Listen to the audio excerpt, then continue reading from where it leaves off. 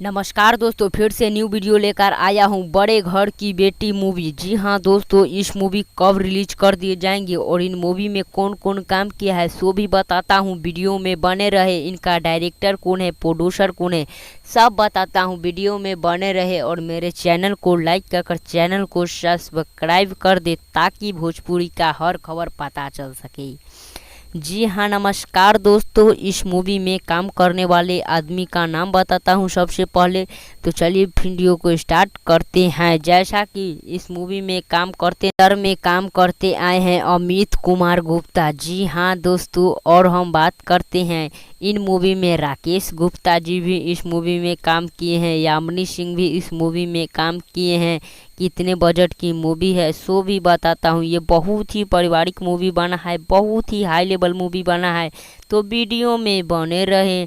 तो और हम बताते हैं कि इस मूवी में क्या क्या होने वाला है और इस मूवी में क्या क्या नहीं होने वाला है। जैसा कि त्रिशूल गोस्वामी काम किए हैं इस मूवी में।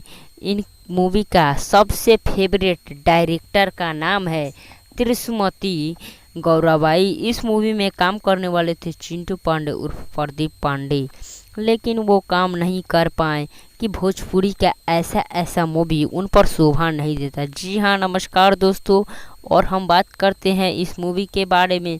तो इस मूवी बहुत ही हाई लेवल मूवी बनाया गया है। तो आप लोग इन मूवी को देखने के लिए कितना एक्साइटेड है कमेंट बॉक्स में ज़रूर बताएं।